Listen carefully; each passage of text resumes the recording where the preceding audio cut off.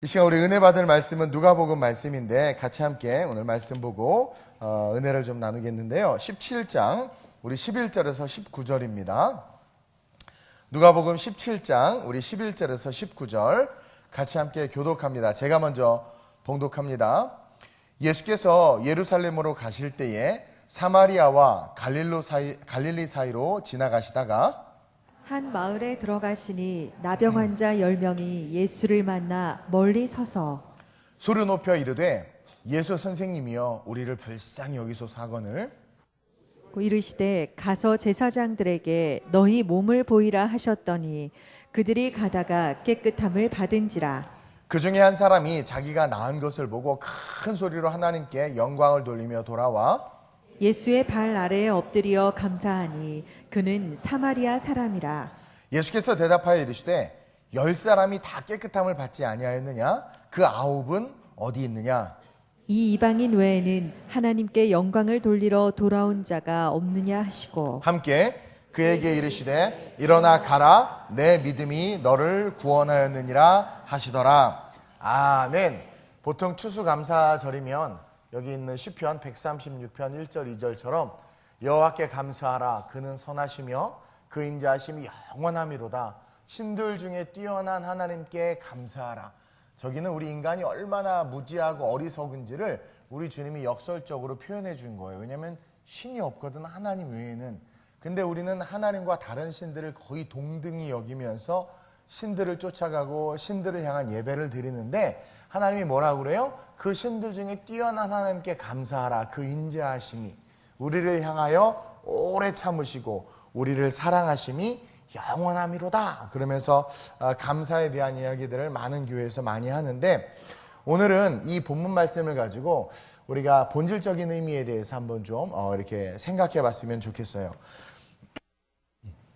구약의 하나님은 1년에 3번 하나님 앞에 나와 얼굴을 보이라고 우리에게 명령하셨어요. 이스라엘의 모든 남자들은 1년에 3번 절기 때마다 하나님 앞에 나가야 돼요. 그게 무슨 절기예요? 그들이 출애굽한 것을 기념하며, 그렇죠? 6월절, 그렇죠? 죽음이 6월 됐죠. 그리고 그들이 막 광야를 걸어가다가 계속 유목민처럼 막 그렇게 계속 집도 못 짓고 농사도 못 짓고 막 가다가 가나안 땅에 정착해서 첫 보리를 수확한 거죠. 밀을 수확한 거죠. 첫 정착이 시작된 거죠. 그래서 드린 예배, 감사로 말미암아 드리는 맥주절을 기념하라고 그랬어요. 그리고 이제 그로부터 또 조금 지나니까 밀과 보리가 자라네, 쌀도 자라고 많은 것들이 자라서 그것들을 막 수확했단 말이에요. 수확해서 창고를 짓고 창고에다 막 이렇게 갖다 넣어놨어. 보니까 창고 같아요, 그렇죠? 이 뒤에는 아무것도 없네. 여기 뭐 걷어놓은 게 없는데 어쨌든 그러면서 우리 하나님께서 주신 이 은혜의 곡식들, 이 풍요로움들을 우리가 이렇게 잘 저장했다 해서 수장절. 그래서 이 세 절기 가운데 하나님 앞에 나오라고 그랬어요. 근데 이 세 절기의 특징이 뭐예요? 6월절. 애굽에 종살이하던 이스라엘 백성들이 거기서 해방된 거죠. 그렇죠? 그러니까 하나님의 구원의 은혜예요. 그리고 평생 그냥 고난과 고통으로 살 줄 알았는데 땅 한 평 못 갖고 살다가 죽을 줄 알았는데 적과 꿀이 흐르는 정말 좋은 땅. 40년 고생한 뒤에 한 100억짜리 아파트 주면 여러분들 40년 고생하겠어요? 안 하겠어요? 대답하지 마세요. 뭐 피차 부담스러운 거. 그렇죠? 어쨌든 그 땅을 주시고 꿈을 꾸게 하셨고 그렇죠? 농사를 짓게 하신 거예요. 얼마나 감사해요. 하나님의 값없는 은혜, 주시는 축복이자 언약의 성취. 반드시 그 땅을 내게 주리라 했는데 그 땅이 주어졌죠? 괜찮아요. 어떤 분은 지금 27년째고 어떤 분은 39년 9개월째야. 예, 어떤 분은 이제 1개월째일 수도 있는데 40년 후딱 가요. 중요한 건 우리의 인생에 어떠한 상황 속에서 하는 우리의 약속을 성취시키신다. 그리고 그 시작으로부터 그 약속의 성취로부터 우리의 삶은 결국 어떻게 된다? 풍요로워진다. 이게 하나님의 축복이란 말이에요. 근데 여러분 출애굽이 왜 시작됐어요? 이스라엘 백성들이 사실은 애굽에서요 대접받고 살았어요. 왜냐하면 요셉 때문에 나라가 없어질 뻔했는데, 그렇죠? 가뭄으로 나라가 망할 뻔했는데 요셉 때문에 살아난 거야. 그래가지고 애굽의 왕이 네 가족들 다 데리고 와라, 형제들 다 데리고 와. 요셉이 다 용서해주고 그러면서 땅 한 켠을 줬어요. 이 땅은 이곳은 이스라엘 백성들에게 줬고 이들로 말미암아 우리가 구원을 얻었다. 이들을 선대하고 이들을 잘해줘라. 얼마나 대접받고 살았겠어. 근데 왜 갑자기 어느 순간 성경을 보니까 그렇죠? 이스라엘 백성들이 죽도록 고생하고 있는 거야. 노역을 하고 피라미드를 만들고 막 나중에는 바로가 열받아가지고 아무것도 안 줘. 재료를 아예 주지도 않고 니네들이 처음부터 역청도 만들고 벽돌을 구워서 주는 벽돌까지 니네가 구워서 만들어라 그러면서 왜 그렇게 핍박을 했을까요? 그냥 바로 악한 왕이 그렇죠? 애굽의 왕이 돼서 그랬을까요? 아니면 애굽의 사람들이 갑자기 뭐 경기 침체가 와서 그랬을까요? 아니라는 거예요. 이스라엘 백성들이 하나님을 잊었다라는 거죠. 자기네들의 시작이 하나님이고 자기네들의 끝이 하나님이어야 되는데 그 좋은 땅에서 대접받고 누릴 때 감사하지 못했던 거야. 인생의 제일 어리석은 사람들이 뭐냐면 잘 나갈 때 하나님을 잃어버렸다가 못 나갈 때 다시 하나님 앞에 와서 애고 하는 분들이 사실 제일 안쓰러워요. 그래도 괜찮아요. 그래도 그나마 그렇게 돼서 다시 하나님 앞에 왔으니까 천국이라도 가지. 열받아서 안 오시는 분들 계세요. 서울역에 계시고 막 그런 분들 잘 돌봐줘야 돼. 정말 중요한 것은 하나님은요 우리에게 늘 인자하심으로 사랑을 전제로 한 그 다음에 무한한 용서를 전제로 한 그 인자하심으로 우리의 삶을 돌보시고 이끄시는데 우리는 뭐요? 그것을 잃어버리고 있다라는 거예요. 하나님 앞으로 다가가지 못하고 있다라는 거죠. 그러면서 결국 어떻게 되냐면 우리의 삶은 피폐해지고 우리의 삶은 어떻게 돼요? 힘들어진다라는 거예요. 여러분 시편 50편 22절에서 23절 한번 볼까요? 시작. 하나님을 잃어버린 너희여 이제 이를 생각하라. 그렇지 아니하면 내가 너희를 찢으리니 건질 자 없으리라. 감사로 제사를 드리는 자가 나를 영화롭게 하나니 그의 행위를 옳게 하는 자에게 내가 하나님의 구원을 보이리라. 아멘. 우리는 보통 시편 50편 23절만 외우고 23절만 현수막에 써놓는단 말이에요. 23절만 보면 딱 좋아요. 아, 감사로 제사를 드리는 자가 하나님을 영화롭게 하는구나. 그 행위를 옳게 하는 자. 아, 감사로 예배드리는 게 행위를 옳게 하는 거구나. 그럴 때 하나님이 나에게 구원을 보이시는구나. 그렇게 이해하는데 그 앞에 22절을 바라봐야 된다라는 거예요. 왜 하나님이 그렇게 이야기했느냐? 22절에 보니까 하나님을 잃어버린 너희여. 그러면서 대칭절로 23절에 감사로 제사를 드리는 자. 다시 말하면 하나님을 잃어버렸다라는 건 뭐예요? 교회는 나오고 예배는 드리는데 감사로 예배하지 않는 거예요. 감사 들고 감을 사들고 와서 예배하는 게 아니라 하나님 앞에 여러분들이 반응이 너무 안 좋아가지고 다들 이러고 있어서 헌금하라는 얘기 안 할 거니까 걱정하지 마세요. 추수감사절 때 교회를 잘 안 온대. 추수 하도 헌금하라고 그래서 우리 교회 헌금하라는 얘기 잘 하니까 걱정하지 마세요. 어쨌든 뭐 감사 들고 와서 예배하는 게 아니라 죄송해요. 하나님을 잃어버리는데 이스라엘 백성들은 하나님을 잃어버릴 수 없어요. 근데 하나님이 뭐라고 말하냐면 하나님을 잃어버린 세대라는 거예요. 그러면서 그 대칭절로 감사로 제사를 드리는 자가 되어야 되는데 절기 때마다 지금 구약이죠 시편이면 절기 때마다 하나님 앞에 3번씩 얼굴을 보이는데 6월절의 그 의미, 맥추절의 그 의미, 수장절의 의미를 하나도 기억하지 못하는 거야. 내 힘으로 돈 벌었어. 내 힘으로 유명해졌어. 내 힘으로 권력을 잡았어. 거기에 하나님은 없는 거야. 하나님 앞에 딱 나오는데 하나님 대통령 됐어요? 하나님 저 이번에 회사 하나 인수했어요? 자기가 한 것처럼 자기의 힘으로 자기 인생에 하나님이 없는 거야. 잘 돼도 하나님이 계시고 못 돼도 하나님이 있는데 그 하나님이 없는 거야. 그러니까 하나님 앞에 나와서 예배를 드리는데 목을 뻣뻣이 들고 교만하게 예배 드리고 하나님 앞에 예배 드리면서 좀 많은 헌금을 이렇게 드리면서 이거 뭐 좀 살림살이 하나님 살림살이에 도움되기를 원합니다 하면서 이렇게 교만하고 거만하게 드리고 그리고 우리 노래를 오늘 보니까 예나는 싱어를 하나 또 바이올린을 키는데 막 그냥 우리 효주 지휘자님이 예나 선배님 바이올린을 켜주시면 제가 밥 한번 해드릴게요. 막 이래서 바이올린을 키면 지옥 가죠. 그렇죠? 그게 아니라 빈자리가 보이고 오늘 무슨 일이 있어서 그 자리가 비면 제가 섬길게요 하면서 내가 음악을 하고 내가 미술을 하고 내가 과학을 하고 내가 어떤 재능이 있음으로 말미암아 그것을 하나님 앞에 드릴 수 있다는 게 감사해서 막 달려와서 이렇게 드리는 그러한 마음이 있어야 되는데 그게 전혀 없이 뻣뻣하게 오는 거예요. 하나님을 잃어버린 너희여 이제 이를 생각하라. 그렇지 아니하면 내가 너희를 찢으리니 건질 자 없으리라. 여기서 이를 생각하라는 건 뭐예요? 감사로 제사를 드리고 있는가를 생각하라는 거야. 그러면서 감사로 제사를 드리는 자가 나를 영화롭게 하나니 그의 행위를 옳게 하는 자에게 내가 하나님의 구원을 보이리라. 그러면서 뭐와 뭐가 연결돼요? 감사와 구원. 우리 방송실이 센스가 계속 안 맞아요. 내가 시편을 인용하면 좀 계속 나왔으면 좋겠는데 끝났어요. 다시 틀지 마세요. 감사와 구원이 연결되고 있다라는 거예요. 그러면서 이 추수감사절, 저는요, 우리가 잊고 잃어버린 세 가지의 마음, 오늘 제목이 잃어버린 마음을 찾으라. 우리가 이 추수감사절 앞에서 우리가 잊고 잃어버린 그 세 가지 마음에 대해서 오늘 본문을 통해 은혜를 나누고 싶어요. 근데 또 여러분들은 앉아가지고 아유 추수감사절 그거 성경에 있는 절기는 아닌데 아우 그거 뭐 그냥 미국 좋아하는 애들이 드리는 건데 아우 그쵸 뭐 메이플라워를 타고 아우 뭐 이렇게 가서 뭐 그런 게 아니란 말이에요. 우리는 그 의미, 오늘날 세상이 얼마나 못됐냐면은요 제가 그랬죠. 나라가 타락할수록, 세상이 타락할수록 지들도 정의롭지 못하면서 정의를 계속 얘기해. 정의를 계속 얘기해놓고 결국 지도 그 정의에 걸려서 넘어져. 이게 오늘 마귀가 역사하는 건데요. 성탄절이 예수님이 태어난 날이 아니야. 역사적으로 고증해봐, 변증해봐. 추수감사절 역시 성경의 절기가 아니야. 그것은 미국인들 조그만 미국의 그 메이플라워 타고 한 자들이 거기서 그렇게 살아남아서 감사해서 예배드리면서 그게 좀 퍼져가지고 결국 미국에 다 펴지고 칠면조 고기를 좋아하기 시작하면서 칠면조 거먹는 뭐 그런 문화야. 막 그러면서 꼭 틀린 얘기도 아니야. 그것도 맞는 얘기야. 맞는 얘기가 있을 수 있어요. 그러면서 거기에 집중하는데 그게 아니란 말이에요. 그럼 6월절 또 방 안에 피 바르고 안에 들어가 있어야 되나?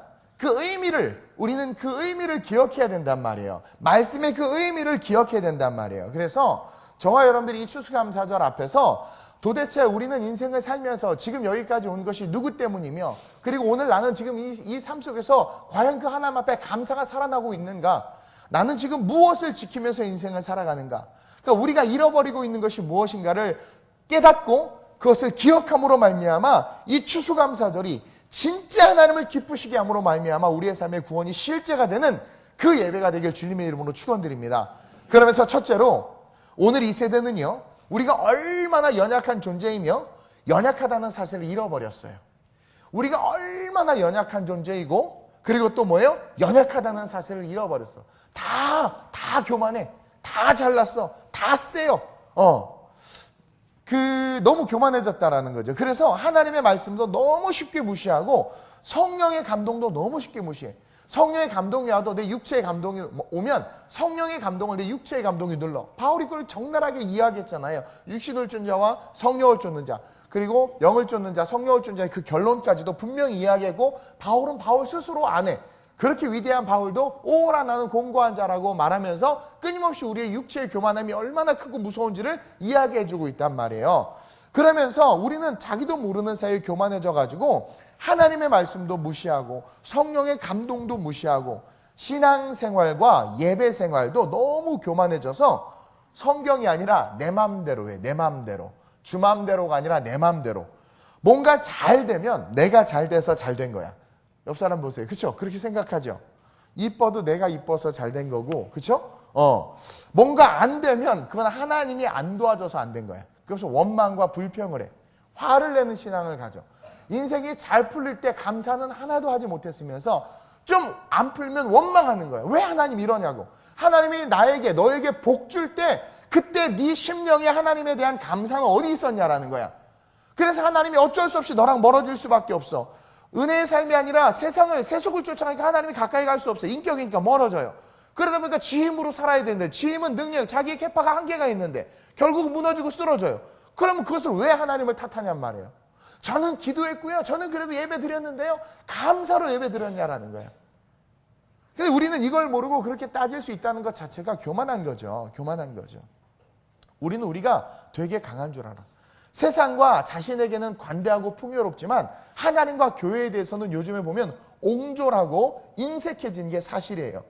이는 바벨탑을 세운 자들처럼 자기가 강하다는 생각과 그 교만이 있기 때문에 그렇죠? 교회에 대해서 옹졸해지고 인색해지는 거예요. 그리고 자기 자신에 대해서는 관대해지고 풍요로워지는 거예요. 결국 그 교만 때문에 역사가 증명하듯 수많은 사람과 조직과 나라가 무너지고 망한 것을 우리는 기억하고, 특별히 구약의 이스라엘의 역사는 그것을 적나라하게 보여주고 있단 말이에요. 하나님이 안고 가던 백성들인데도 불구하고 망하고 바벨론과 아수르에 짓밟혔던 이유는 뭐예요? 그들이 강해서 여리고를 무너뜨렸나요? 하나님이 강해서 무너뜨린 거예요. 그러면 그들이 약해서 바벨론과 아수르에 짓밟혔나요? 아니요. 하나님이 떠났기 때문에 바벨론과 아수르에 짓밟힌 거거든요.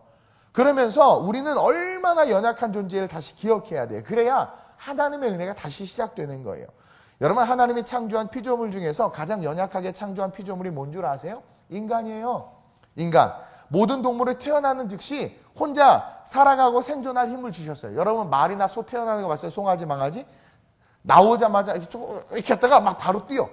그리고 지가 뛰는 지가 너무 놀라가지고 막 스텝을 옮겨, 처음 뛰니까. 근데 뛰어. 그래서 외양간에서 나온 송아지처럼 뛸 때라는 그 고백이 너무 신나서 뛰는 거야. 응애 태어난 애기들 봐세요. 하다가 수건만 덮였어도 죽어. 뭐 아무것도 못해. 아무것도 못해. 근데 여러분, 모든 동물들은요, 태어나면 한두 시간, 1시간도 안 걸려.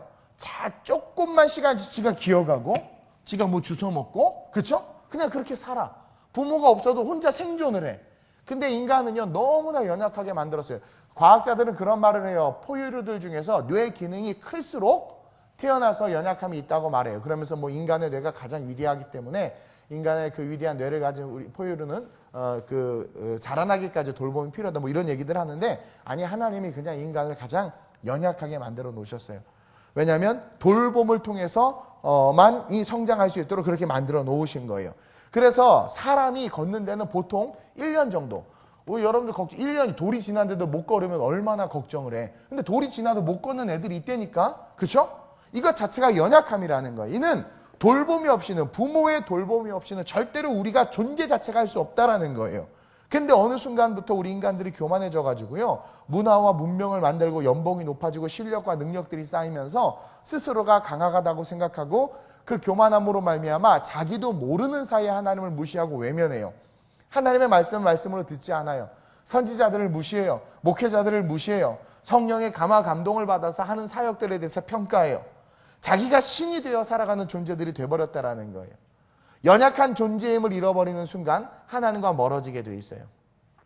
애굽에서 아까 말한 것처럼 요셉이 위대함으로 말미암아 애굽을 살려서 존중받고 섬김받았는데, 결국은 그 애굽에 살던 이스라엘 백성들이 노역과 고초로 노예처럼 전락한 것은 그들이 자기네들이 강하다, 하나님이 함께해서 강해졌는데 그 하나님을 잃어버리고 스스로 교만해져서 결국은 그렇게 고통과 연약함으로 던져지게 된 거거든요.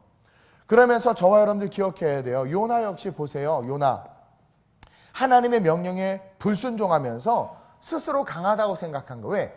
니느웨 따위는, 우리 그러잖아요. 일본 구원받아서는 안 돼. 그런 목사님들이 있더라고요. 깜짝 놀랐어요. 요나처럼. 니느웨, 절대 저 니느웨는 구원 못 받아. 이스라엘에게 일본과 같은 존재이기 때문에 구원 못 받아. 그리고 나보러 니느웨 가라고 안 가요. 그러니까 하나님이 가라고 했는데 그 하나님보다 자기가 더 강한 거야. 자기는 의로운 거야. 의로운 거야. 의로운 거야.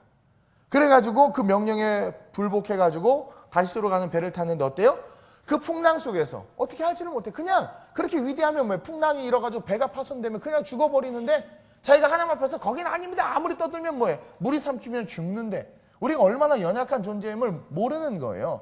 근데 죽을 뻔했는데 물고기가 삼켜서 그 안에서 회개하고 토해내니까 다시 살아나잖아요. 그렇죠? 그러면서 하나님의 일을 하는 삶이 얼마나 아름다운 삶인지 우리에게 가르쳐주고 있고, 우리가 하나님의 일에 순종하지 못하는 것은 뭐다? 교만함 때문이다라는 것을 보여주고 있다라는 거예요. 오늘 본문에 보면 나병 환자들이 등장하죠. 여러분, 나병 환자 그러면 그냥 연약한 자들이에요. 이 10명의 나병 환자에 대한 신상은 성경에 나오지 않아. 프로필이 없어요. 근데 그냥 유추해 보기로는 아무래도 한때는 실력이 있는 그런 사람들도 그 10명 중에 있었을 것 같아요. 능력 있는 사람들도 그 가운데 있었을 수 있어요. 그리고 나병 환자들이 자기가 나병이 걸렸는데 그나마 큰 소리 칠 수 있는 건 그나마 세상에서 좀 큰 소리 쳤던 사람들이야. 심리적으로 큰 소리 치던 사람들이요, 망해도 큰 소리 치고요, 잘 돼도 큰 소리 치고 늘 큰 소리 쳐요. 근데요, 엮이는 가정에서 자라거나 가난하게 자란 사람들은 성인 아이라 늘 조용해요. 괜찮습니다, 아무거나 시켜주세요, 속으면서 짜장면이에요. 속으로는 욕하는데 맛있습니다. 이래요. 그래서 큰 소리를 못 내요. 근데 큰 소리를 내던 분들은 큰 소리를 내던 삶을 살았던 분들이야. 보니까 이 10명 중에 많은 사람들이 어떤 사람은 실력 있는 사람, 능력 있는 사람, 또 돈도 많은 사람, 또 권력도 있는 사람이 있었을 수도 있었을 것 같아요. 그럼 뭐하나 나병 걸리면 어디서 살아야 돼? 마을 밖에서, 동굴에서, 산비탈에서 그렇게 살아야 돼. 내가 이 땅에서 돈 벌고 능력 있고 힘 있으면 뭐예요? 내 인생의 작은 내 힘으로 해결할 수 없는 그 질병의 문제 하나 오면 어떻게 돼요? 그냥 내가 누리고 살던 것에서 그냥 다 잃어버리는 거야. 다 떠나가 버리는 거예요. 그러니까 있을 때 잘해야 된다라는 거죠. 감사해야 된다라는 거죠. 어떤 권력도 물질도 나병을 고칠 수 없었어. 그래서 쫓겨나서 그렇게 죽음을 기다리는 그런 존재가 된 자들이 나병 환자예요. 연약한 존재 그 자체죠. 근데 우리가 알듯이 예수님의 소문을 듣고 믿음이 생겨서 외쳐요. 12절에 나병 환자 10명이 예수를 만나 멀리 서서 소리 높여 이르되 예수 선생님이여 뭐래요? 우리를 불쌍히 여기소서. 큰 소리 치던 사람, 잘 나가던 사람, 그렇죠? 뭐 권력과 힘을 가진 사람, 자기가 얼마나 연약한지를 깨달아야 돼. 그 연약함 가운데 다시 예수를 만나니까 어찌 보면 예수 같은 사람 뭐 부르짖기나 했었겠어요. 뭐 그런 사람도 있었을 수 있어요. 근데 자기가 약한 것을 아는 거예요. 근데 복음을 들은 거죠. 예수는 하나님의 아들이고 그분은 병든 자를 치유하신다더라. 그분 앞에는 불가능이 없다더라. 그 이야기를 듣고 연약하니까 그게 확 믿어지는 거야. 물에 빠진 사람 지푸라기라도 잡는 심정으로 확 믿어지는 거야. 신앙 고백은 못했던 것 같아요. 왜냐하면 예수 선생님이요 라고 부른 걸 보니까. 그렇죠? 어쨌든 근데 지푸라기라도 잡는 심정은 뭐예요? 연약한 거야. 이들이 연약한 거야. 그러니까 뭐라도 그렇죠? 몸이 좀 아프면은요, 몸에 좋다 그러면 그냥 그거 주워 먹어. 아유 아니야 하면서 뒤에 혼자 막 주워 먹어. 그게 인간이 그렇게 연약한 존재예요. 겉으로는 세 보이지만. 그래서 그냥 예수여 하나님의 예수 선생님이여 불쌍히 여기소서. 근데 기적은 여기서부터 시작된 거예요. 자기가 연약하다는 것을 알고 그 연약함 가운데 의지할 어떤 믿음의 대상이 생겼을 때 그 믿음의 대상을 향하여 어떻게 했어요? 우리를 불쌍히 여기소서. 우리가 우리의 약함을 기억하고 그 약함 가운데 겸손함으로 하나님의 이름을 부를 때 우리의 삶에 기적이 일어나요. 오늘날 기도응답이 왜 안 일어나나 가만히 봤더니 기도하는 분들이 너무 교만하셔. 일단은 막 부르짖고는 그 부르짖은 대로 감동대로 삶으로 이어져야 되는데 딱 부르짖는 사람은 요 성전 안에서가 다야. 나가면 옛사람으로 그냥 돌아가. 그리고 문제와 고민과 역경이 있어도 정말 그게 너무 간절하지가 않으니까 아우 고민인데 걱정이다 큰일이다 하고 간절하게 작정 기도나 막 그렇게 기도하지 않아. 그리고 그냥 살아갈 삶을 살아. 그것은 사실은요 교만해서 그런 거예요. 교만하면 우리 아이 어떻게 될 거야? 그래도 우리 남편은 어떻게 될 거야? 라는 그 교만함이 있기 때문에 그러는 거지 스스로가 정말 연약하다고 생각하면 그러지 않아요. 근데 결국은 그 교만함이 오래 가다 보면 결국 어떻게 돼요? 우리로 알고 우리 양심에 화인 맞은 것처럼 이제는 기도하는 법을 까먹어서 어느 순간 기도를 할 줄을 몰라. 그리고 삶은 점점 꼬여가. 그리고 이제 완전히 골마 터져서 욕창이 생긴 상태에서 오는 거야. 얼마나 어리석어요. 얼마나 어리석어. 그리고 결국은 이건 내 힘으로 해결할 수 없는구나. 그러면 그제서야 이제 막다른 골목에 대해서야 깨닫고 오는 거죠. 우리가 처음부터 그렇게 얼마나 연약한 존재임을 잊지 않고 살아간다면 그러한 자들의 삶은 늘 주님을 의지하게 되고 다른 말로 말하면 하나님이 동행해 주시는 삶이 되고 그렇죠? 그 동행함으로 말미암아 그 인생에는 지속적인 은혜로 말미암아 성장과 축복이 있다라는 거예요. 제가 이렇게 보니까 아기들은 엄마가 계속 쫓아다녀. 근데 이렇게 보니까 중고등부만 돼도 신경 안 써. 다 커서 지가 할 줄 아니까. 또 간섭하면 짜증내니까 부딪히기 싫으니까 안 건드려. 그렇죠? 문제는 그때부터 시작되는 거야. 근데요, 애기들은요, 아무리 말썽부리 막 그래도 졸졸 쫓아다녀. 그렇죠? 여러분들 스스로가 연약하다고 생각하고 애기들도 시간 막 가다가 엄마 안 오면 울어. 그리고 엄마가 오면 막 당당하게 걸어가. 그것처럼 하나님은 우리를 항상 연약하다고 보시고 또 우리 스스로가 연약하다고 인정할 때 위드어스 하시는 하나님이 늘 함께 하시는데 필요 없다고 자꾸 그렇게 말하는 그 순간부터 우리는 뭐예요? 멸망과 고통의 길로 우리 스스로가 걸어 들어간다라는 거죠. 저는 이 추수감사절 여러분들이 뭐 여러 가지 1년 동안 돌아보고 하고 하는 거 다 좋은데 일단은 교만이 아닌 내가 얼마나 연약한 존재인지를 잃어버리고 살고 있는 것을 기억했으면 좋겠어요. 여러분들 사업 하나님께서 한번 쳐보세요. 다 날아가요. 여러분들의 혹시 여러분들이 가지고 있는 자산이나 아니면 건강이나 어떤 외모나 아니면 여러분들이 가지고 있는 것 때문에 여러분들이 하나님을 놓친다면 그것처럼 어리석은 게 없는 거야. 이 추수감사절 저는 그 가장 기본적인 본질, 내가 아무리 힘과 권력이 있고 물질과 부를 가져도 여러분 건강의 문제 한번 와보세요. 물질의 어떤 만약에 갑자기 정부가 이상해져 가지고 정책을 하나 잘못 써서 어려움이 와봐요. 제가 신방 갔는데 피눈물을 흘리세요. 자영업자분이. 자기는 잘못한 거 없는데 그냥 그렇게 됐어요. 예를 들어서. 그걸 믿고 의지했어. 결국 환경과 상황이 바뀌면 여러분 아무것도 아닌 존재가 돼버리는 거예요. 근데 정말 지혜로운 것은 나는 정말 연약한 존재다라는 것을 기억하면서 늘 하나님의 도움을 구하는 거예요. 내가 재산이 많고 욥 보세요. 욥 그 재산이 많고 막 그래도 아이들이 파티하고 나면 그 다음날 아침에 다 불러. 일로 와 일로 와 일로 와 일로 와. 너네 준서 못 봤어? 걔는 예배를 좋아한다고 하잖아. 너네도 예배 드려야 돼. 이러면서 그냥 피제사를 드리는 거예요. 아빠가 자식들을 위해서. 거기 보면 자식들이 예배 드린다는 말이 없어. 아빠가 다 예배 드리고 다 예배 드려준 거야. 그렇게 부와 명예를 가졌음에도 작은 것 하나 혹시라도 실족해서 하나님이 떠날까 봐. 근데 하나님이 다 데려가셨어.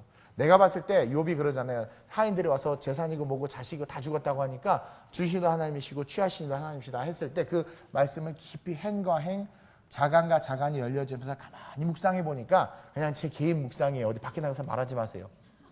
그 아빠가 생각하기에 내 자식 죽을 만도 했지.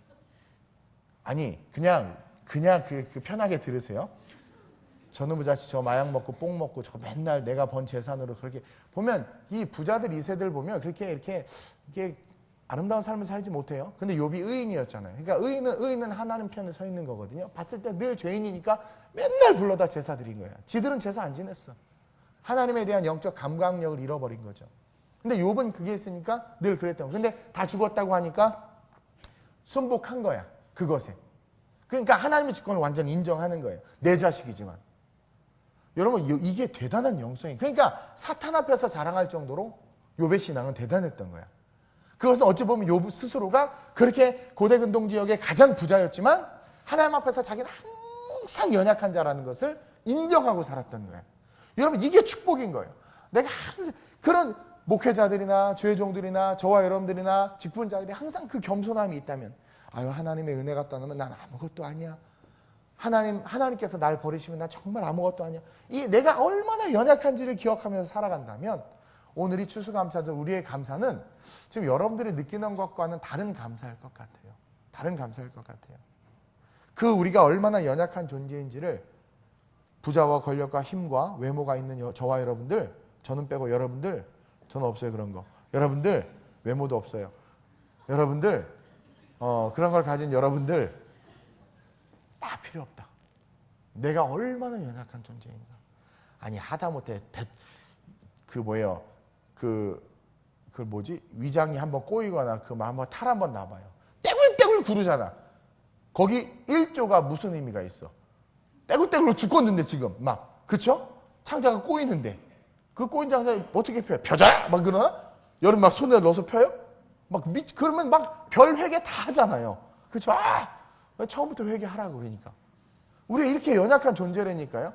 그것을 기억할 때 우리의 삶의 진정한 아까 말한 것처럼 감사로 제사를 드리는 자가 돼서 구원을 이룬다. 하나님을 영화롭게 한다. 그러한 인생이 되길 주님의 이름으로 축원드립니다. 그러면서 둘째로 오늘 이 세대는요. 진정한 감사를 잃어버렸어요. 연약함을 잃어버렸기 때문에 나타나는 자연스러운 현상이 감사를 잃어버리는 건데 오늘 이 10명의 나병 환자의 모습 속에서 그게 보여요. 자, 이들이 자기의 연약함을 인정했어요. 인정해서 예수 선생님이야 불렀어요. 그랬더니 예수님이 뭐라고 말하냐면 사명을 주세요. 자, 바로 고치는 게 아니라 제사장에 가서 네 몸을 보여라.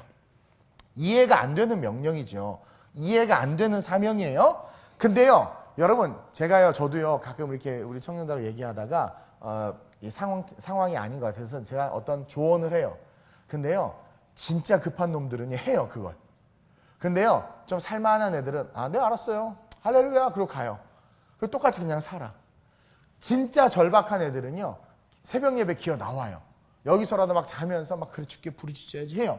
근데 좀 그나마 살만한 애들은요, 그냥 억지로 한두 번 나와서 자. 그리고 안 나와. 그래서 어떻게 문제 해결되니? 아니요, 그냥 어떻게 해보려고요. 커봐. 그러니까 어떻게 해보려고 1년 지났어. 어떠니? 아직도 어떻게 해보려고요. 그러고 있는 거야. 삶에 아무런 열매가. 여러분, 어떤 사람을 보면서 열매가 없는 사람들은요, 그 열매가 없으면 뭔 줄 아세요? 첫째로는 그 스스로가 교만한 거예요. 다시 말하면 연약하다는 걸 인정 안 하는 거예요. 그리고 둘째로 하나님 앞에 감사가 없어요. 그러니까 순종을 못 하는 거야. 근데 정말 스스로가 연약하다고 인정하는 자들은 이해되지 않고 설명되지 않고 도대체 납득이 되지 않지만 시키는 명령에 순종해 지푸라기라도 잡는 심정으로 약함을 인정했기 때문에 그 10명의 문둥병자, 나병 자들은 겸손할 수밖에 없고 약하다 보니까 말도 안 되는 말을 의지할 수밖에 없는 거야. 그래서 순종함으로 제사장에게 몸을 보이러 가는 중간에 몸이 나은 거예요. 이게 순종이 제사보다 낫다라는 것을 보여주는 또 하나의 아주 중요한 본문이라는 거죠. 아무것도 없어. 뭐 헌금하지 않았어요. 신앙이 좋지도 않았어. 근데 어느 날 내게 찾아와서 말씀하시는 그 음성이 그냥 순종했을 뿐인데 그 권력도 돈도 치료할 수 없는 그 병이 나은 거야. 약함과 순종이 만나니까 뭐가 일어나요? 기적이 일어난다. 얼마나 기뻤겠어요. 얼마나 기뻤겠어. 근데 그 9명은 그 기쁨에 취해서 각자의 삶의 자리로 돌아가 버렸어. 옆 사람 잠깐 보세요. 그렇죠? 그냥 너무 기뻐가지고 응답을 받아도 각자의 삶의 자리로 뛰어 돌아가. 얼마나 자랑하고 싶었겠어요. 회복된 자신의 모습을 보여주고 싶었겠어요. 내 재산 가로챈 그 친구 잡아서 소송하러 가야 되고, 나 버리고 도망간 마누라 잡으러 가야 되고, 그리고 아버지 호적에서 파낸 자식놈 갖다 훈계시켜야 되는 거야. 할 일이 너무 많은 거야. 세상에서 능력이 있었던 것만큼 더 세상으로 빨리 뛰어갔을 것 같아. 어쨌든 옛삶으로 돌아가고 싶어서 달려간 것 같아요. 근데 우리가 다 잘 알듯 그 중에 한 명은 달랐다라는 거죠. 15절 한번 읽겠습니다. 시작. 그 중에 한 사람이 자기가 낳은 것을 보고 큰 소리로 하나님께 영광을 돌리며 돌아와. 여러분, 오늘 이 본문에 두 개의 큰 외침이 있어요. 예수 선생이야 하면서 크게 외쳤어요. 연약함 가운데 자기를 고쳐달라는 거. 오늘날 한국교회 보면 이런 외침은 너무나 많아. 주야 주야 주야. 오직 그냥 급하면 주야 막 그래. 그래서 주님이 아우 시끄러워서 응답해줬어. 그러면 우리에겐 또 다른 외침이 있어야 돼. 감사합니다 막. 근데 주야는 외쳐서 응답해주면 그 이후에 아무 일도 없었다. 오늘 그 이야기를 해주고 있는 거예요. 근데 유독 이 한 명만 또 외치는 거야. 그렇죠? 그 중에 한 사람은 자기가 낳은 것을 보고 큰 소리로 15절에 큰 소리로 13절에 보세요. 소리를 높여. 10명이 다 소리를 높였지만 그 은혜와 감사, 그 구원의 은혜 속에서 감사의 소리를 외친 사람은 이 이방인 한 명이었다라는 거예요. 그는 감사의 마음을 잃어버리지 않았어요. 예수에게로 돌아온 거죠. 엎드려 감사한 거예요. 오늘날 저와 여러분뿐만 아니라 한국교회가 잃어버린 것이 바로 이 감사의 모습이에요. 13절처럼 우는 소리, 그렇게 그냥 나를 위한 소리는 높여. 하나님 앞에 많은 외침으로 나아가. 하다못해 그래서 응답해줘. 그럼 이 한 명의 나병 환자처럼 자기에게 응답하시고 자신에게 일어난 그 하나님의 일에 대해서 감사해야 되는데 9명의 나병 환자들은 다 나몰라라 하는 거죠. 문제가 있어서 외쳤다면, 그래서 문제가 해결되었다면, 이제 해결되었기 때문에 우리는 또 외쳐야 돼. 주님이 하셨다. 하나님이 응답해 주셨다.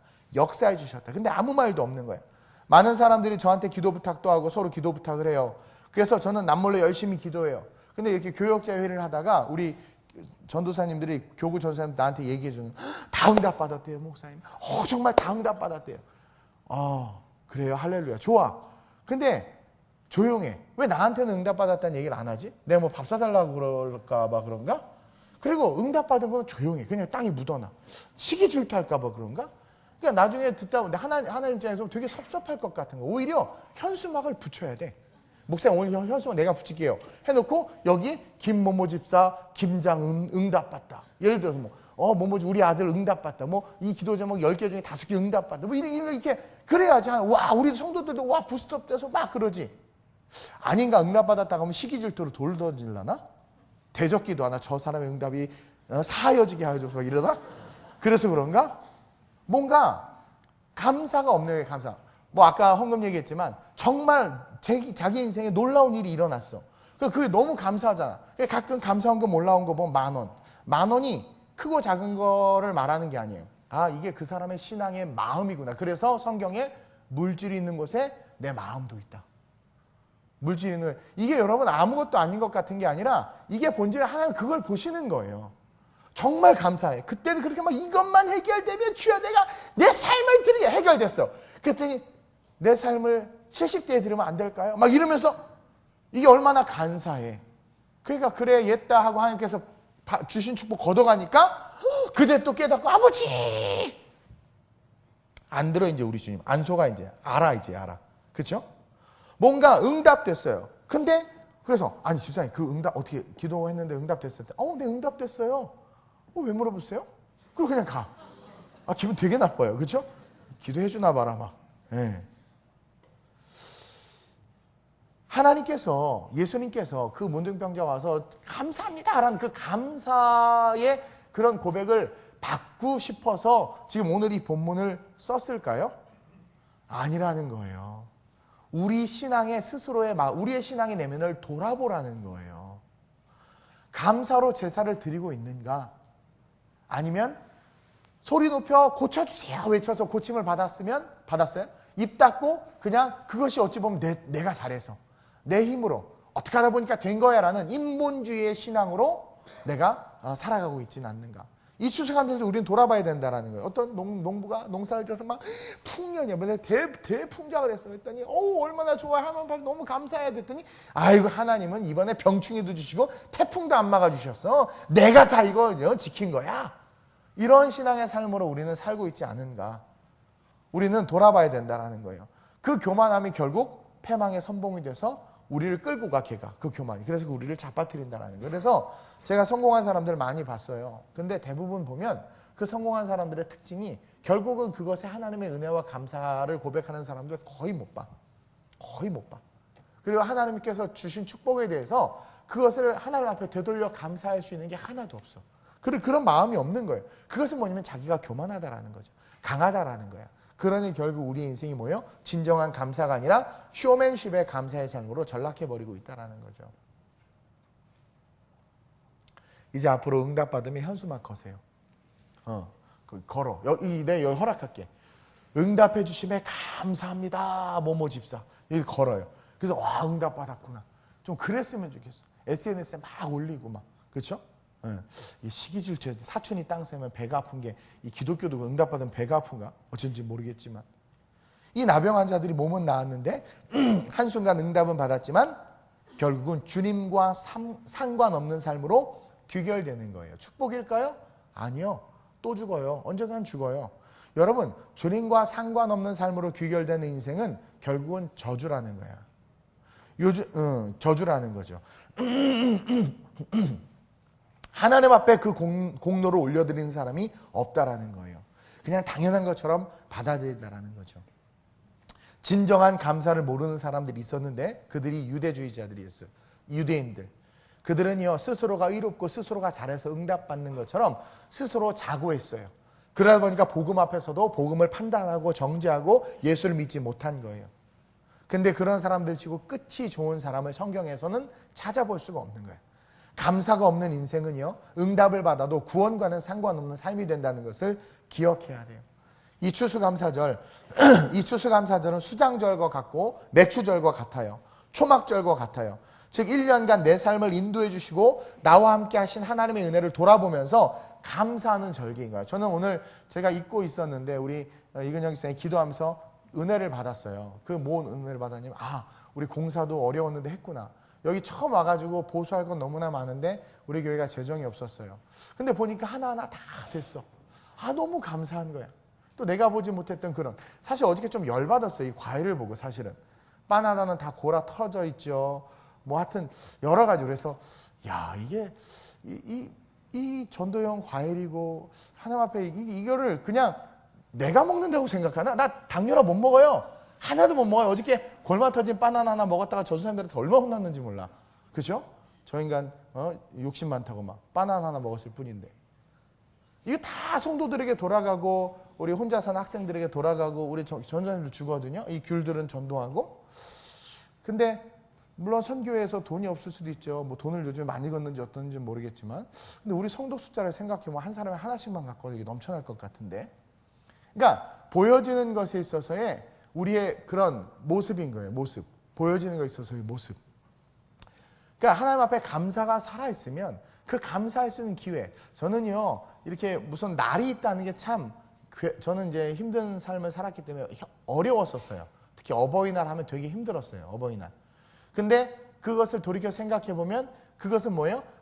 공식적으로 감사할 수 있는 기회를 주는 거야. 그렇죠? 쑥스러워서 못하고 또 바빠서 못하는데 공식적으로 선포를 해놓으니까 그나마 어거지라도 하게 되면 표현하잖아. 그래서 이런 감사의 절기가 있는 게 참 감사한데, 그렇죠? 과연 우리는 예배 속에 감사한 거 하나. 근데 이번에 좋은 의견이 나와가지고 우리 이렇게 음식들도 같이 이렇게 애찬식처럼 하자. 너무 좋은 의견인 거예요. 난 너무 좋은데 또 아유 뭐 번거롭게 그런 걸 하나. 또 이런 얘기가 나오면 가슴이 아픈 거죠. 이게 뭔가 좀 아름답게 하나님 앞에서 서로 나누는 거야. 행복하게. 얼마나 좋아요? 그런 왜 따뜻함들이 없나 가만히 보니까 우리의 마음속에 하나님이 없는 것 같아. 하나님이 없는 것 같아. 그래 놓고는 엄청 복은 달라고 기도해. 내가 봐도 짜증날 것 같아. 그렇죠? 저도 짜증나는 청년들이 몇 있어요. 뭐 이렇게 정말 해야 될 때 안 하고 막 봉사해야 될 때 안 하다가 지 힘들어지면 달려오는 애들이 있어요. 그럼 맘 같아서 문을 잠그고 싶은데요. 또 주의 종이라 그럴 수는 없잖아요. 그러면 한참 하소연하고 얘기 다 들어줘요. 안수까지 이빠이 해주고 막 축복 엄청 해줘요. 그리고 또 안 보여. 그리고 또 안 보여. 그럼 얼마나 그 마음이 그런지 몰라요. 주님의 마음이 이러시겠구나. 2000년 전 십자가에 올라가셨는데 갈보리 언덕에서 물과 피 다 쏟아 우리에게 주셨는데 그것에 대한 감사가 희미해져서 성찬식도 대충 대하고, 그러니까 그 의미를 묵상하려고 하는, 요즘에 비주얼 시대라 그런지 비주얼 시대니까 오히려 더 갈보리 십자가로 상상해서 올라가야 되는데 그냥 그것을 묵상하는 힘이 없어진 것 같아. 책을 안 읽어서 그러나 봐요. 묵상하는, 만화책만 봐서 그러나 봐. 만화책을 보면 그림이 탁 보이기 때문에요. 이게 우리 안에 이 상상의 그런 능력들이 소멸돼 버려요. 만화책은. 그리고 만화책이 그려주는 것들처럼 세상을 보기 때문에 어떻게 돼요? 세상과는 전혀 세상에 쓰임받지 못한 도태되는 인생으로 뇌가 퇴보하거든요. 그것처럼 그렇게 됐는지 뭐 이렇게 깊이 묵상하는 힘이 없는 거야. 그러니까 감사의 의미를 모르는 거예요. 아니 뭘 또 추수감사절 내년에도 있는데 특송을 준비한다고 저 난리를 치나? 그렇죠? 그렇게 말하는 사람 마음속에서 귀신이 난리를 치고 있는 것은 아닌가? 말이 좀 센가요? 뭐 세도 어쩔 수 없어요. 그래도 자극을 안 받잖아요. 세상이 더 강하잖아요, 지금. 우리는 우리의 끝이 어딘지를 돌아봐야 돼요. 우리가 감사를 잃어버리면 우리의 끝은 천국이 아니에요. 우리가 걸어가는 그 길의 끝이 천국인지 아닌지 진단할 수 있는 방법이 한 가지가 있는데요. 이는 내 삶의 모든 것이 하나님의 은혜임을 기억하면서 내 안에 감사가 넘치는가 아니면 감사에 대한 마음이 없는가. 여러분 미안하지만 이게 천국과 지옥을 결정하는, 내가 지금 어느 방향에 가서 걷고 있는지를 정확하게 드러내는 바로미터라는 거죠. 그래서 감사로 제사를 드리는 삶. 그러지 않으면 그 앞절에 뭐라 했어요? 시편 50편 22절에 찢겠다라고 했어요. 그러니까 그 길의 끝이 어디게 지옥인 거죠. 그래서 내 끝이 어디로 연결되는지를 우리가 한번 돌아보면서 내 안에 다시 한번 감사를 억지로라도 회복해내야 돼. 그리고 감사를 계속 고백해야 돼요. 그러면서 마지막으로 무엇을 지금 이 세대가 잃어버리고 있는가? 도전하는 마음을 잃어버리고 있어요. 자, 연약하다라는 것을 잃어버려서 교만해졌어요. 그러다 보니까 감사하지 못하니까 어떻게 돼요? 패망의 길로 걸어가요. 그 패망의 길은 넓고 화려한 길이에요. 그러다 보니까 뭘 못해요? 도전을 못해요. 도전. 꿈이 없어요. 성령과 함께 요단의 발을 내딛지 못하니까. 그러니까 도전의 마음을 잃어버려. 오늘 이 세대, 이 젊은이들이, 이 자라나는 세대들이. 우리는요, 다시 그 도전의 마음을 찾아야 돼. 도전의 삶으로 나아가야 돼요. 자, 새로운 삶, 나병에서 노인받았어요. 이제 다시 새롭게 시작해야 될 삶, 그 삶에 대한 도전을 우리 주님이 지금 이야기하고 있는 거예요. 자, 19절에 이 고침받은 나병 환자가 와서 뭐라고 말하냐면, 그에게 이르되, 예수님께서 나병 환자가 하나님 앞에 영광을 돌리니까 19절에 그에게 이르되 일어나 가라 라고 말씀하고 있어요. 이는 네가 원하는 대로 네 마음대로 삶을 살고 네가 하고 싶은 대로 삶을 살라는 것이 아니라 뭐예요? 나병으로 그냥 그렇게 죽을 뻔했어요. 그리고 그 인생의 그 끝이 죽음임을, 부자나 가난한 자나 그 끝이 죽음임을 이제 깨달았어요. 깨달았을 거예요, 분명히. 그쵸?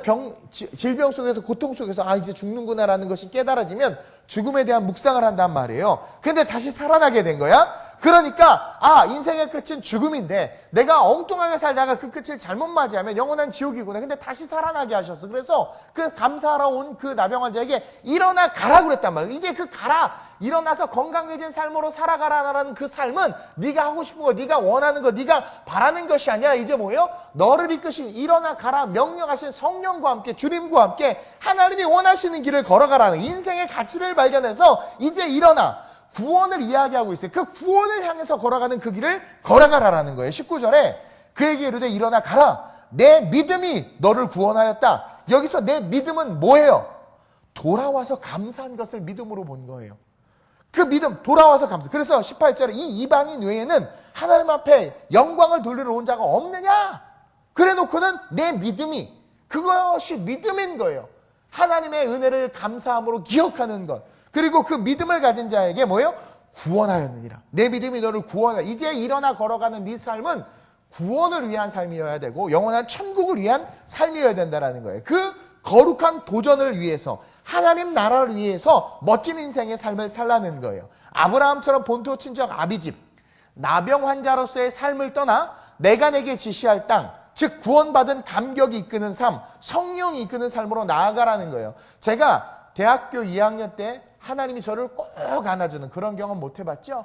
꼭 안아주는. 저는 제가 그 인격적인 하나님을 경험하고 그 무중력 상태에 들어간 것처럼 막 그 하나님의 은혜와 음성을 듣고 전 너무 좋아가지고요. 제가 그 경험이 있고 그 하나님을 사랑하니까 하나님이 저에게, 제가 그래서 하나님 앞에 감사했어요. 그리고 내 삶을 주께 드린다고 그랬어요. 그러니까 주님이 드리나 안 드리나 보려고 너 개척해라, 너 선교해라 했을 때 정말 하지 말아야 되고 할 수 없는 이유가 해야 되는 이유보다 더 많았는데 했던 것은 감사가 살아있었기 때문이에요. 그리고 지금도 그 감사가 살아있기 때문에 끊임없이 제 안에서의 제 자신과 싸워요. 그래서 근데 그게 구원을 이루어가는 길이구나라는 것을 깨달아요. 저 여러분들 그 도전, 하고 싶은 말, 많고 많은 말 힘겹게 내려놓고, 가고 싶은 길, 걷고 싶은 길 힘겹게 내려놓고, 내 생각, 내 지식이 막 발동해도 성령이 아니라고 하면 다 내려놓고 그 길을 걸어갈 수 있는 것, 그것이 도전이고 그것이 무슨 길이다? 구원의 길이다. 이 도전이요, 여러분들에게 지금 직장을 때려치고 선교사 되라고 하는 게 아니에요. 내 인생에 그분의 일이 함께하는 인생이 되는 거예요. 일어나 가라. 내 믿음이 너를 구원하였다. 이제 네가 앞으로 살아갈 그 삶, 건강해진 삶, 은혜 받은 삶, 그냥 네 마음대로 살아가는 것이 아니라 네가 원하는 삶에 살아가. 그러나 그 원하는 삶에 구원을 이루는 것이 있어야 된다는 거예요. 다시 말하면 겸하여 네가 꿈꾸는 삶, 네 비전 좋다 이거야. 그러나 그 인생, 네 인생 속에 그분의 일이 함께하는, 하나님의 일이 함께하는 그 일들이 있기를 원하는 거예요. 그리고 그것이 교회에서부터 확장돼서 세상을 향해서도 그 일을 하는 인생이 저와 여러분들이 되길 원하신다라는 거예요. 그런 멋진 성장의 인생, 그 인생을 향한 도전을 우리는 해야 되는 거예요. 그러니까 정말 감사가 살아나는 자들은 내년에 나 교사해야지. 정말 감사가 살아나는 자들은 또 김장 안 하나? 정말 감사가 살아나는 자들은 내가 추수감사절날 내년은 내가 여기 재단을 내가 꾸며야지. 내가 한 돈 100만 원치 과일 사다가 내가 하나님 여기 멋지게 장식하겠습니다. 내가 베이스를 배워서 지금 베이스 주자 맨날, 일렉 주자 맨날 자리 비우고 왔다 갔다 하는데 내가 진짜 1년 작정하고 저기 섬겨야지.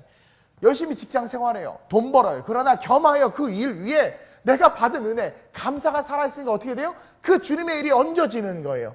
그러면서 그것이 함께 가는 인생이 결국 구원을 이루는 인생이 된다는 거예요. 내가 싱어해야지. 비록 노래는 못하지만 모집 광고가 예를 딱 나면 감동이 딱 와요. 처음에 여러분 감동 오죠. 나 할까? 근데 마귀가 두 번째, 넌 아니야. 성가 내가 하고 싶다. 성악가 많잖아. 그 두 번째 마귀 생각에 잡혀가지고 다 그냥 하늘의 상급도 하나도 못 쌓고는 결국 어떻게 돼? 세상에 곤두박질 친단 말이죠. 다 때려치고 신학교 가고 선교사 되라는 게 아니에요. 내가 구원받았어요. 일어나 가라. 내 믿음이 너를 구원하였다. 그 믿음이 있어서 걸어가는 그 길은 구원의 길이 돼야 되고, 나를 구원해 주신 분, 값없이 구원해 주신 분이 예수라면 그 예수께서 성령을 통해서 이끄시는 그 길 가운데 내가 꿈이 있어서 공부하고 유학도 가고 하지만 겸하여 그 위에 교회 학교 봉사, 싱어, 뭔가 교회 안에서, 그리고 그것이 확장돼서 직장 속에서 신우회 활동을 하든가, 아니면 지역 사회 속에서 내가 이번에 아파트 동대표를 해야 되겠어. 그래서 다 불러 모아놓고 문 잠가놓고 음식 이빨 차려놓고 나는 교회 다니니까 기도 한번 하겠습니다. 그래서 30분을 막 기도하는 거야. 그냥.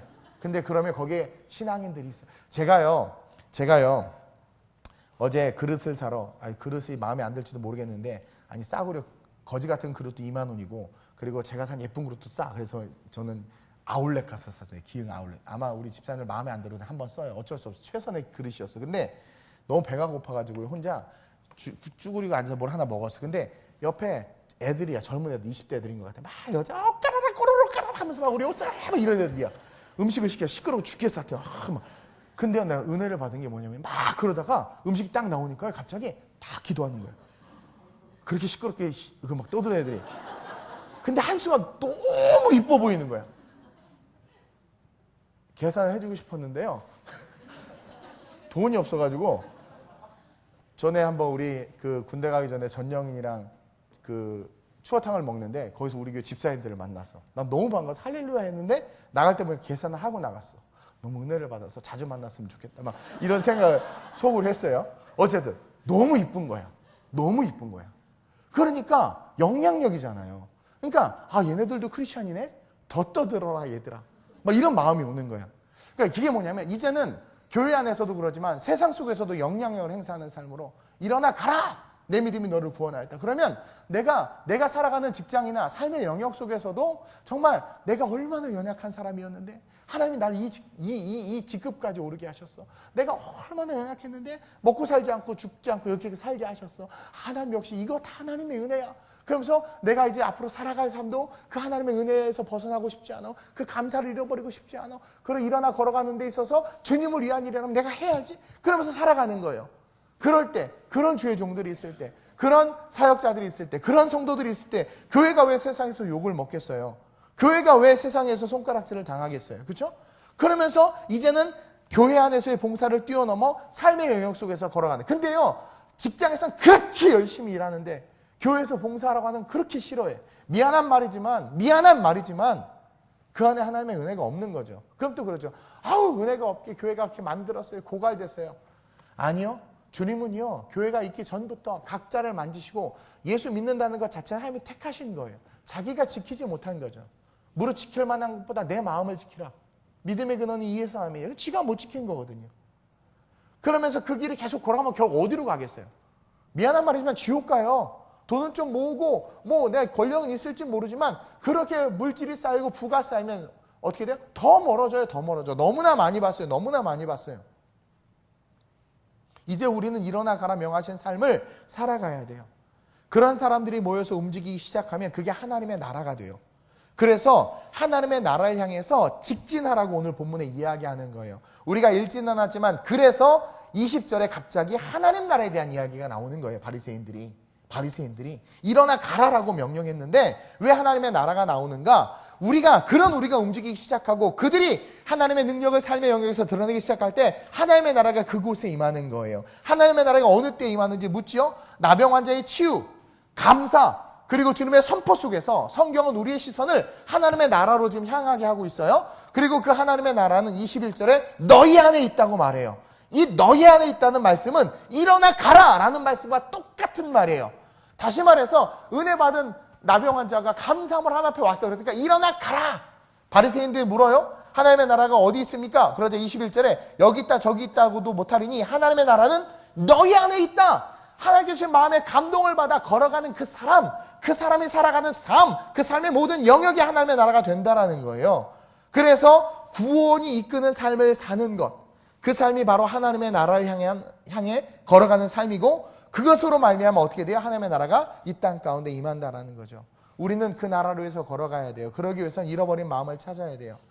내가 하나님 없이 너무나 연약한 존재라는 것을 잊지 말아야 돼요. 여러분 하나님 없으면 정말 연약한 존재예요. 제가 그걸 느껴요. 하나님 없으면 저 아무것도 아니에요. 그런 연약한 나를 나대게 한 것은 하나님의 은혜라는 사실을 기억해야 돼요. 잘 돼도 감사, 잘못돼도 감사. 욥의 감사를 우리는 기억해요. 본질적 감사가 회복돼야 돼요. 추수감사절은 그런 날이 돼야 돼요. 1년 동안 내가 뭘 이루었다, 나는 뭘 잃어버렸다 이걸 가지고 알보하는 것이 아니라 그 돌아보면서 그 시간을 되돌아보면서 여러분 메이플라워를 타고 왔던 사람은 배에서 죽었죠. 전염병으로 죽었죠. 풍토병으로 죽었죠. 배고파서 죽었죠. 근데도 그들이 1년 뒤에 인디안들과 함께 예배드리면서 다 감사했어. 다 감사했어. 왜? 그렇게 풍토병으로 죽은 사람 어디 갔어요? 천국 갔어요? 추위에 죽은 사람 천국 갔어요? 굶어서 죽은 사람 천국 갔어요? 근데 난 아직 살아있네? 그럼 일어나 가라 명령하신 건 아직 나에게 오니까 계속 걸어가는 거야. 그들은 천국 갔고 나는 아직 살아있으니까 사명 다하면서 살아가는. 그래서 지금의 초강대국 미국이 세워진 거예요. 우리는 그 하나님의 일하심을 간과해서는 안 된다는 거죠. 연말이죠. 우리는 도전하는 삶을 살았는가? 우리는 도전하는 존재인데 그 존재임을 기억하면서 한 해를 마감하고 다시 새해를 꿈꾸면서 도전을 준비하는 저와 여러분들이 되시면 좋겠습니다. 저는 정말 늘 제가 연약하다고 고백해요. 그리고 늘 약한 걸 제가 알아요. 그래서 작은 성자도 저는 너무 감사해요. 그리고 그 모든 것이 하나님이 하신 것임을 늘 인정합니다. 그러다 보니까 하나님이 일어나 가라고 그러면 아니 계속 그 말씀을 해주시고 가라고 그러면 가요. 저는 말하자면 행정, 조직 이런 거 잘 못해요. 전혀 못해요. 교구, 장년상 해보지도 않았어요. 뭐 정말 못해요. 아무것도 못해요. 네. 근데 하나님이 일어나 가라고 하는 것은 잘 쫓아가요. 그렇게 걸어갔더니 여기까지 온 것 같아요. 얼마나 감사한지 몰라요. 그 하나님에 대한 잃어버린 마음을 좀 찾았으면 좋겠어요. 지금 뭘 감사하는 어쩌고 저쩌고 그것보다 이 본질, 정말 하나님께서 주신 내가 얼마나 연약한 존재인데 내가 무엇이간 내 구원해 주시고 내가 얼마나 많은 죄를 저질렀어요. 근데도 불구하고 나를 이곳에 서 있게 하시고 그리고 나에게 오늘 또 말씀해 주시는 그 하나님, 그것을 통해서 순종하여 걸어갈 때 하나님의 나라가 나를 통해서 이루어지고 내 삶은 일어나 내 믿음이 너를 구원하였느니라, 구원을 향해서 걸어가는 그 삶, 이 얼마나 감사한가. 이것들을 기억하면서 잃어버린 나는 너무나 연약한 존재야. 그리고 잃어버린 내가 감사가 정말 진짜 감사가 내가 사라졌구나. 그리고 하나님께 나에게 가라 명령하시 도전하지 못하는 그 잃어버린 도전의 그 마음, 그 잃어버린 것들을 기억하면서 오늘 예배 가운데 이 추수감사절 가운데 특별히 살아날 수 있게 해달라. 그리고 신바람 나게 여러분 귤 나눠주면서 여러분들 전도하기를, 그리고 내 삶이 이제 정말 교회 안에서뿐만 아니라 영향력이 세상 가운데 삶의 영향 속에서 드러날 수 있기를 기도하면서 이 시간 간절하게 우리 주님을 한번 부르고 합심으로 전심으로 기도합니다. 주여, 하나님, 우리는 너무나도 연약한 존재인데도 불구하고 스스로 강한 줄 착각합니다. 하나님, 연약하고 쓰러지고 바람 불면 날아가고 하나님, 한번 땅이 뒤흔들리고 지진 한번 일어나도 그냥 없어질 존재들인데 불의한 사고 가운데 우리의 생명 한순간에도 사라질 수 있는데 하나님이 나를 사랑하시기에 지키시고 인도하신 것들에 대해서 인식하지 못하고 깨닫지 못했던 것들을 회개합니다. 하나님, 내가 좋은 집안에서 태어나 보니 가진 것도 많아서 그것이 마치 내 힘으로 어떤 나에게 준 특권이라고 생각하는데, 그래서 내가 강하다고 생각하는데 결국 그것이 우리의 인생을 멸망의 길로 인도하고 있다는 것을 하나님, 우리는 깨달아야 될 줄로 믿습니다. 하나님, 우리는 지극히 연약한 존재입니다. 연약하다라는 것을 인정할 수 있는 그 아름다운 우리의 모든 성도들 되게 하여 주옵소서. 그러므로 말미암아 그 연약함 가운데 하나님을 의지하고 바라보게 하여 주옵소서.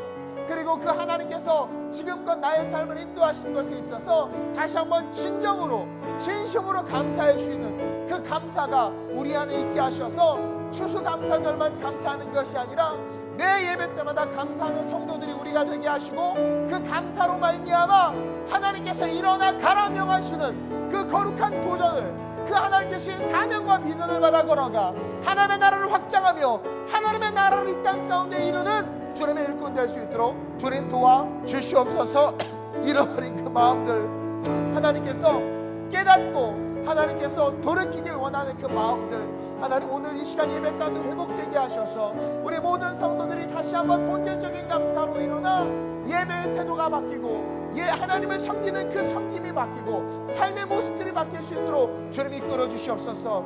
육신이 힘들어서 하나님을 못 섬기겠다고 말하는 자들, 그 힘든 육신 영원한 지옥으로 떨어질 것을 인식하지 못하고 육신이 힘들어도 예배가 얼마나 중요한지를 기억하며 하나님 앞에 나오는 것이 회복인데 그걸 깨닫지 못하고 또 그것을 이해한다고 하며 방조하고 결국은 영원히 육신이 힘든 인생으로 살아가는 사람들을 무너뜨리는 그 악한 일을 하는 것이 우리는 아닌지 돌아보게 하시고 우리 자녀로부터 친구들과 이웃들에게 참 생명을 전해줄 수 있는 진짜 주님의 제자들 되게 하여 주옵소서. 하나님, 교회가 강해졌습니다. 자산이 많아지다 보니 교회가 강해지다 보니 교회가 하나님을 두려워하지 않게 됐습니다. 목회자들이 부자가 되다 보니 성도들을 두려워하지 않고, 성도들이 사회에서 권력과 힘을 갖다 보니 주의 종이나 하나님을 두려워하지 않게 되었습니다. 자고함으로 교만함으로 말미암아 하나님으로 바라보지 못하고, 그 교만함으로 말미암아 결국은 하나님, 우리의 삶이, 우리의 인생이, 이 땅의 교회들이 무너지고 있음을 봅니다. 가난했던 이 대한민국, 그 간절함으로 우리가 얼마나 연약한지를 인정하고 부끄러움 감당하면서 그 길을 걸어갔을 때 주신 이 축복, 하나님, 우리는 다시 한번 우리의 삶을 돌아보며 우리가 얼마나 연약한지를, 작은 사고에도 생명을 쉽게 잃을 수 있고, 아무것도 아닌 일에도 우리가 쌓아놓은 모든 것들이 무너질 수 있는 너무나 연약한 존재라는 것을 하나님 기억하게 하셔서, 여호와께서 성을 지키지 아니하시면 파수꾼의 경성함이 허사다라는 이 말씀을 가슴에 새기며, 오늘부터 다시 텐션에서 내가 얼마나 연약한 존재인지 그 잃어버린 마음을 회복하여 하나님 앞에 고백하고, 하나님 보호해 주시고 지켜달라고 기도하며, 지금껏 내가 이렇게 살 수 있었던 것이 하나님의 진짜 은혜임을 다시 한번 깨닫고, 남과 비교하는 것이 아니라 하나님 앞에 선 한 사람의, 우리의 신앙인으로서, 자녀로서 진정한 감사를 올려드리는 삶이 되게 하셔서, 그 감사 가운데 주시는 일어나 가라 명령하시는 사명으로 우리의 삶이 구원의 길로, 우리의 삶이 구원의 문을 여는 삶으로, 우리의 삶이 많은 사람들을 주께 인도하는 삶으로, 복음과 함께 영향력 있는 삶으로 일어나 걸어가게 하여 주옵소서. 우리 교회가 그런 교회 되게 하여 주옵소서. 감사함을 드리며 예수님의 이름으로 기도드립니다. 아멘.